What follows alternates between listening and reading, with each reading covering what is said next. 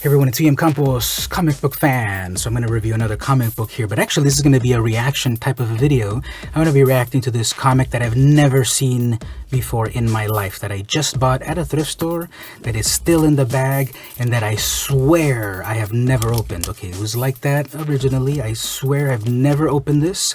I've never seen it before. This cover caught my attention, and I normally don't do this. I buy comics and I read the comic and I look over it when I do when I prepare for a video, but this time I'm gonna go totally blind onto this comic. We're gonna have this reaction to this comic. So let me get it out of the bag for the first time.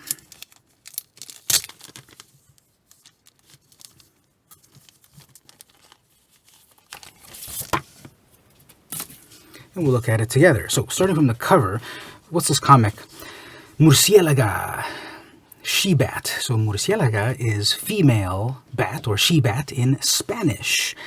And it caught my attention because this is a pretty cool cover. I love the black and red that we have in this character, as well as the gold accents and just a very action-y pose. As you look at it a little bit more, it's kind of confusing because then you see a city scene. Well, how do we see the city? I guess through a window. I guess there's kind of a window here, but not really, because then there's shadows over here. Then there's a wall, a concrete wall, just full of graffiti. So the more you look at it, the less it makes sense. But it's still pretty cool. And all of this graffiti, you know, trying to be tough graffiti, but nothing is tough in this graffiti. I guess the toughest thing here is bone. And then just other things right here. Pocket rocket, I guess. Okay, I guess that's kind of naughty. And then we've got the character of She-Bat, which is, you know, this feels like a 90s over-the-top sort of vigilante character. Again, I don't know anything about this. I haven't even seen the back. When I opened it right now, I didn't even look at the back. I've only seen the cover, so this is totally a reaction. If you look very, very, very, very carefully here, it says Derek Gross's She-Bat. From Studio, I guess that's Studio G. All right, so here's our reaction to Blood Sisters, She-Bat by Powell, Statema, and Schaefer. Cool cover. Interior is black and white. Okay, very sketchy color here. I can't even see that. Very sketchy art, that is. And then some more sketchy Xerox art over here. All right, what is this? Finally, at last, I proudly present Murciélaga She-Bat number 3. Oh, this is even number 3. I can't even tell that from the cover. I thought there was going to be issue number 1, but okay, we're on issue number 3. Thank you for being patient. There has been a nightmare of small problems interfering with getting this book out, each one minor within itself, etc. This will become our letters page, Derek Gross. P.S. Beginning with the next issue, Murciélaga will be back to 24 pages with 8 to 10 page backup feature, one of her Reiki Warrior teammates, issues 4 and 5, etc. Okay, so I don't know anything about this. I'll put some info on screen here. How long did this series last? Murciélaga She-Bat, but they're claiming they're going to go off into issues 5 and so forth.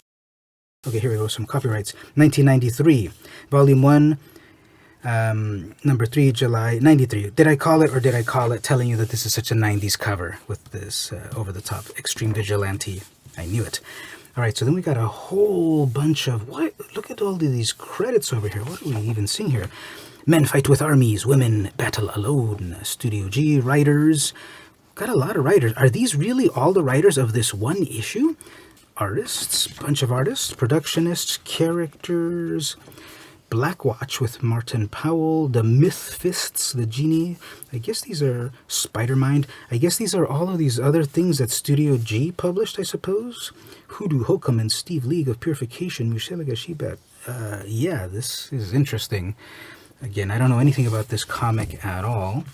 But in the credits that we see here, writer Martin Powell, pencils Statema, inker Statema, pages 1 through 6, Dan Schaefer 7 to 20, Chantel Scott 21 to 31, and then editor Derek Gross, cultural advisor Jesse Ortega. Okay, and some very, very sketchy art that you can barely make out, or you barely see, that is. And then we get to some, okay, real black and white art, not pure black. Looks fine on the camera, but in real life that black is slightly not quite pure black. I'd say 90% black. And this is kind of already falling into that sort of very cluttered black and white style that you would see from independent publishers, where they are talented and, you know, anatomy is good and the like, but then they just fill every page with so much black ink that I bet I'm going to start to see some of it's already rubbing off on my fingers. And this is just this classic cheap newsprint with ink that just is going to rub off on your fingers, so I don't want to touch it too much. I don't want to touch this heirloom too much.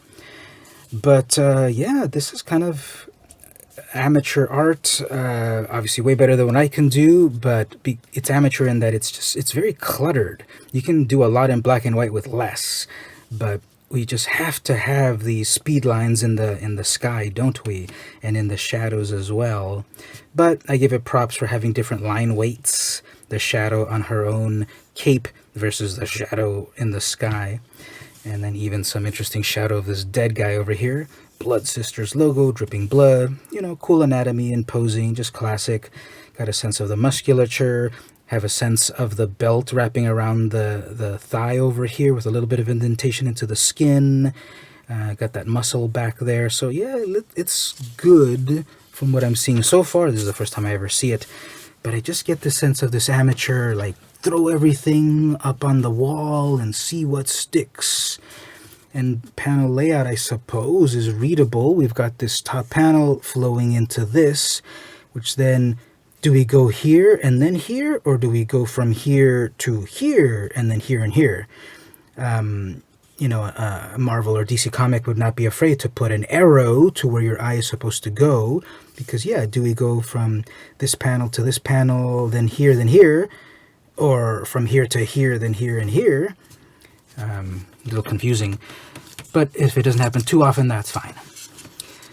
Got a lot of scenery and a lot of detail, a lot of noodling in the background, and then some fancy flourishes here between the panels. So I'm seeing, do we have it back here? We're seeing Murciélaga's cloak in some of these panels, so that's visually interesting. Invert the fraction. So we're starting to see more of the cloak. And then, okay, we got some tough guy being tough and some payback. Weird sound effects. Swamp. And that just doesn't feel like that was such a powerful hit, you know? Sometimes artists, amateur artists, beginning artists do that, where it doesn't really feel like it was such a devastating blow to hit back. And even a kick to the face like that wouldn't leave you mildly dazed like this. You'd have a bloody nose. So anyway, there's more fighting. And yeah, plots building up and training and such. And I cannot tell what's going on this panel here. Is it two ladies sitting? Okay, I see. Two ladies sitting on the bed, one kind of laying down and one sitting up. Okay, that's really bad shadows there. And we've got a very shadowy scene and stuff happening with the tips touching. And we get the main character, dangerous curves, sign for no reason, they will pay. And then a full page here. Of course, you got to sign it because that's the one. Both signatures, that's the one you're going to sell for hundreds of dollars at the conventions. But it's kind of diminished by opening just a modern door and then a little basketball hoop up there to throw your trash. And then this is kind of out of place as well. I don't know, that doesn't make sense. This costume and masks, the costume and masks were my idea. It was all absolutely crazy, and I loved it. Yeah, that doesn't fit where you've got these kinds of speech bubbles, and then it becomes a heart. Take that out, make her walking into a dark cave, or into nothing, and then that is a winning piece there that you could sell. Okay, what else? Lots of action, lots of kicks, lots of clutter.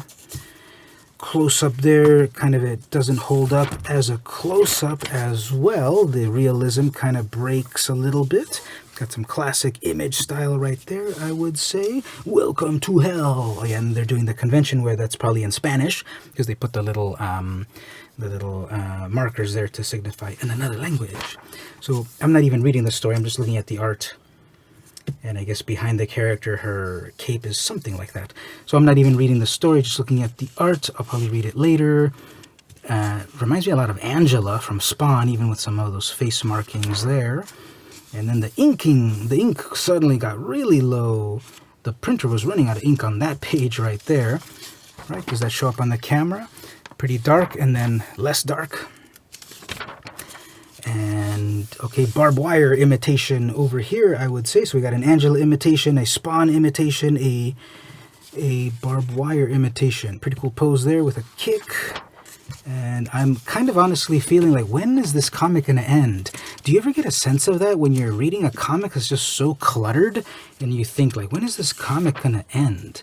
We get to the final pages, I suppose, which are even more cluttered than ever. And then all of these characters. Well, that's why we had such a huge credits page over here, because they just threw all of these characters on these final pages. Rhesus, Mr. No, Soliloquy Jones, Squamous, Ethereal Black, and me. Under the conception of Sifu, we became a benign military soldier of healing, the Reiki Warriors. Wow, is that the most 90s thing you've ever heard? Wait a minute, did we go off into a different story and I didn't notice it? No, there's Murcielaga, right? And then, yeah, I'll read the story one day, but this suddenly feels like it shifted onto like a backup story. And didn't the editorial at the beginning say they're having a backup story as well? I am confused. But we continue. We've got more just very cluttered art. Technically good on the one hand, but cluttered on the other, which then brings down the enjoyment. And, okay, full pages, panel layouts, sound effects. Well, that's kind of detailed there. You saved me. So, classic black blood in these indie comics. You know, there's parts of it that have potential and might be interesting as you read the actual story, but just didn't really catch me. It feels like, you know, this was someone's magnum opus. This one's someone's baby, someone's triumph, a comic book that they published with a real publisher and so forth here in California.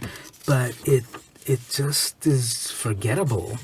Now, I'm glad I did this video reaction where I'm showing to the masses of my thousands of subscribers. Thank you. Let's get us over 1 million soon.